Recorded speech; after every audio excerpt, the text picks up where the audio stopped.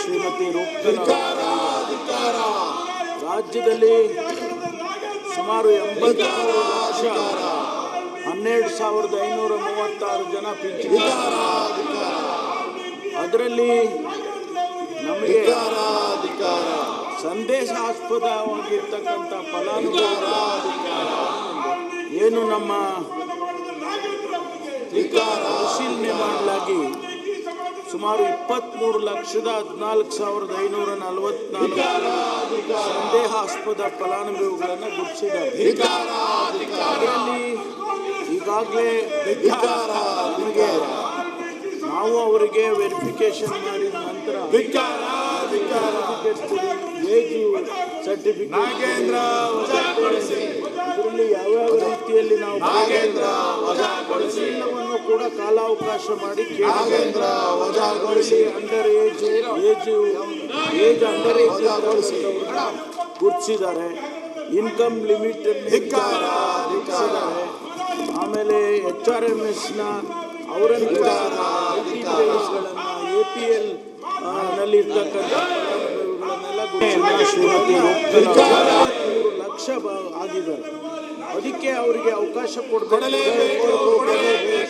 ಕೂಡ 73,000 ಜನ ಯಾವುದೇ ರೀತಿಯ ರೆಕಾರ್ಡ್ಸ್ ಅನ್ನು ಕೊಡೋದಕ್ಕೆ ಅವರು ತಯಾರಿಲ್ಲ. ಇನ್ಕಮ್ ಅನ್ನ 12,000ದಿಂದ 17,000ಕ್ಕೆ ಹೆಚ್ಚು ಮಾಡಿ ಇವತ್ತು 32,000ಕ್ಕೆ ಇನ್ಕಮ್ ಮಾಡಿದ್ದಾರೆ.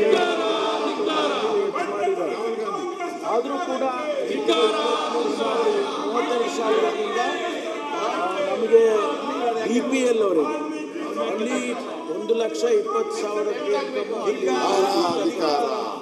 ಮಧ್ಯದಲ್ಲಿ ಸುಮಾರು 50,000 ಜನ ಬರ್ತಾರೆ. ಅದರಲ್ಲೂ ಕೂಡ ವಾಲ್ಮೀಕಿ ಹಣ ಎಲ್ಲೋಯ್ತು? ರಾಹುಲ್ ಗಾಂಧಿ ಮನೆಗೆ ತಗೊಂಡಿದ್ದೀವಿ. ಕೇಳ್ತಾ ಇರೋದೇನಂದ್ರೆ BPL ನವರ ಇನ್ಕಮು ರಾಹುಲ್ ಗಾಂಧಿ ಮಾಡೋದಕ್ಕೆ ಅವರು ಈ ಪ್ರಸ್ತಾವನೆಯನ್ನು ಸರ್ಕಾರ ಪರಿಗಣಿಸಿದೆ. ಈಗಾಗಲೇ ನಾವು ಚರ್ಚೆ ಮಾಡಿ ಆರ್ಥಿಕ 1,20,000ಕ್ಕೆ ನಾವು ಮಾಡೋದಕ್ಕೆ ಈ ಸಮಸ್ಯೆಗಳು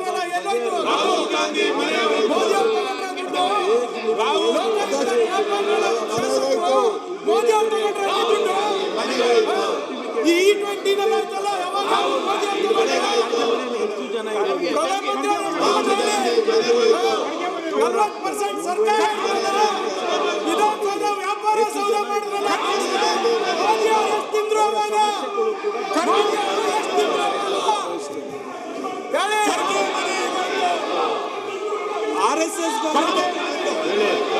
RSS ಹೋಗಿರ್ಬಹುದು.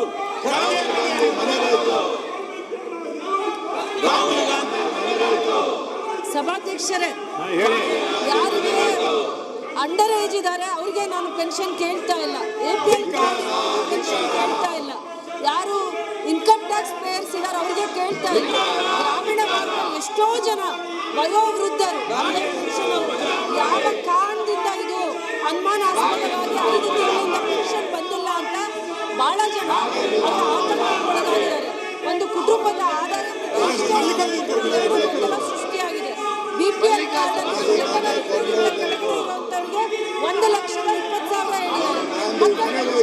ಕುಟುಂಬದ ಆದಾಯ 32,000 ಈ ಯಾವುದೇ ಮಾನದಂಡ ತಗೊಂಡ್ರು ಕೂಡ ಪೆನ್ಷನ್ಗೆ ಅರ್ಹರಾಗಲಿಕ್ಕೆ ಆನ್ಲೈನಲ್ಲಿ ಅದನ್ನು ಅಕ್ಸೆಪ್ಟ್ ಮಾಡಲಿಕ್ಕೆ ಕೆಲವೊಂದು ಪ್ರೊಸೀಜರ್ಸ್ ತಂತ್ರಜ್ಞಾನದಲ್ಲಿ ಆನ್ಲೈನ್ ಸಬ್ಮಿಷನ್ ಅಲ್ಲಿ ಕೆಲವೊಂದು ಲೋಪದೋಷಗಳು ಆಗ್ತಾ ಇದೆ.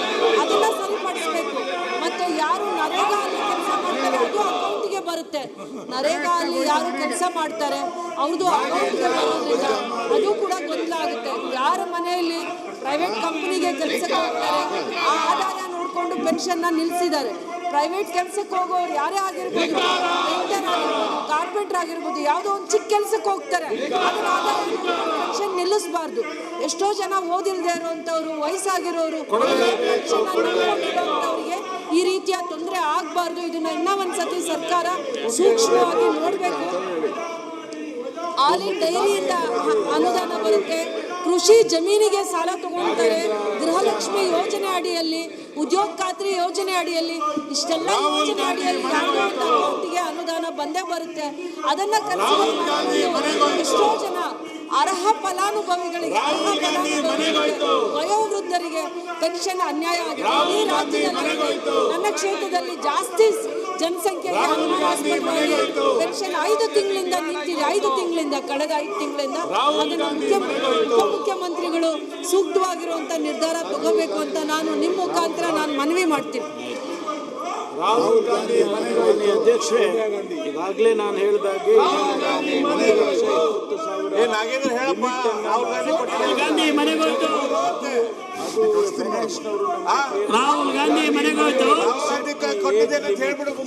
ಆಮೇಲೆ APL ಫಲಾನುಭವಿಗಳು ಅವರಿಗೆ ನಾವೇನು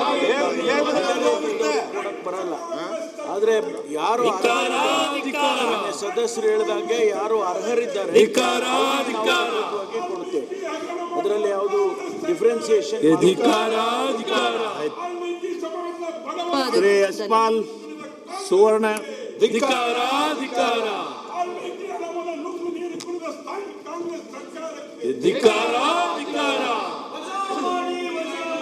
ನಾಗೇಂದ್ರ ವಜಾಮಾಳಿ,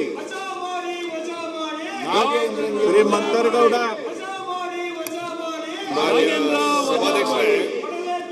ಚುಕ್ಕಿ ಘೋಷಣಾ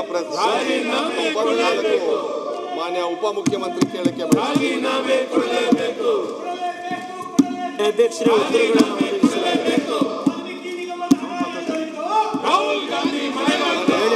ಅಧ್ಯಕ್ಷರೇ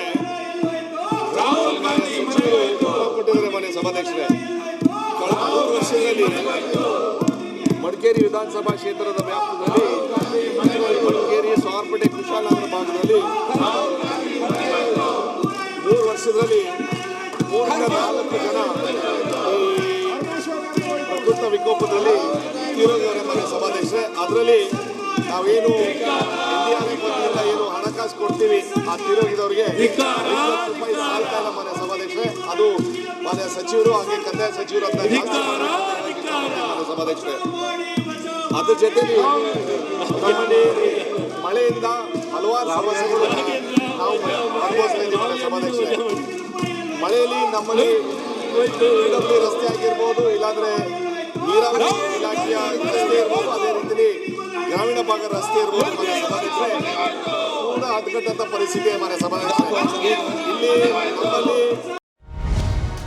ಟಿವಿ ವಿಕ್ರಮ, ದೇಶ ನಿಮ್ಮ ಕೈಯಲ್ಲಿ.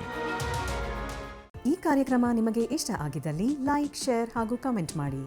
ಟಿವಿ ವಿಕ್ರಮದ ಕಾರ್ಯಕ್ರಮಗಳನ್ನು ನಿರಂತರವಾಗಿ ವೀಕ್ಷಿಸಲು ಸಬ್ಸ್ಕ್ರೈಬ್ ಮಾಡಿ, ಬೆಲ್ ಐಕನ್ ಒತ್ತಿ.